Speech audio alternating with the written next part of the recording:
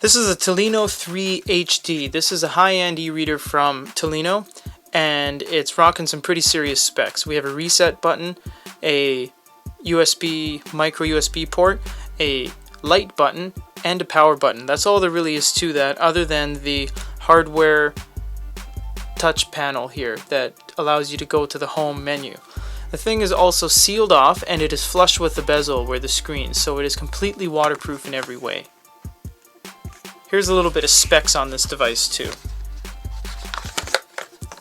We can just hold this up to the camera and you guys can pause at any time if you want to read that.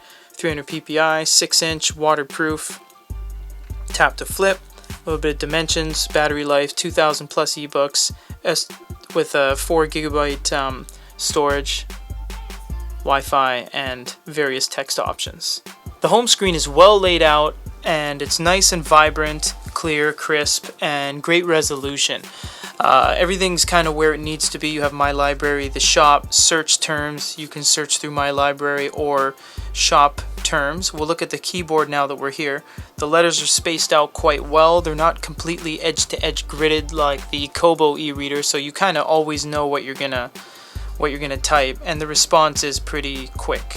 You have secondary, tertiary sets of characters as well, just in case you need more squiggles and lines and all that kind of fun stuff. You can press the outside button just south of the camera here to go back to the home screen at any time.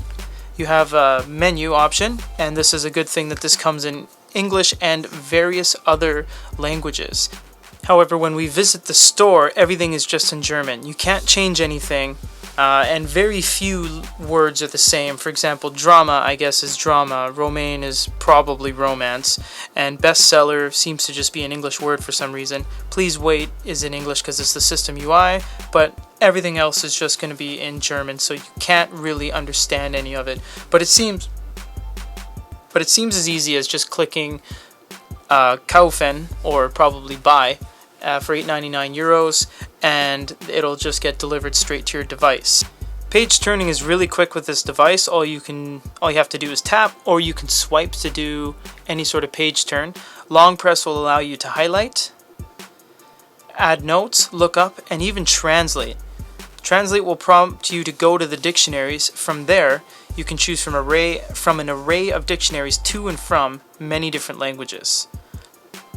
So pretty much, other than the Kindle, this is one of the few e-readers we found that can actually translate. You can also box large amounts of text and write notes and highlight as well. Top right corner will allow you to bookmark. If you tap the center, you get various options, including table of contents, bookmarks, and your landscape orientation. You can click the AA button to switch everything. Everything changes live for the most part, but it kind of struggles when you go to change fonts because it goes through the whole book. So you get a lot of please wait prompts. Now, unfortunately, as with the Tolino Shine 2 HD, the lesser model for Tolino, it can't handle PDFs. It doesn't do very well. We can page turn decently well. However, when it comes to changing anything like the size of it, that it just takes too long. I'm not even touching it anymore. So if I wanted to, say, maneuver around, I mean, this is painful. You can see it for yourself here. I can't manage a PDF this way, and I want to just go back to the whole page here. And off camera, we tried the text reflow, and that took about 8 minutes. That's a really long time to extract the text, regardless of how big a PDF is. Things should not take this long to move around. This is only 288 pages, so you may think that's huge, but you know, we've seen Amazon and Kobo and Barnes & Noble, and they fly through it like it's not even there, and this is absolutely struggling with PDFs. You also don't have any functionality to long press anything, make notes and highlights or annotations, so the PDF experience is a little bit dreary.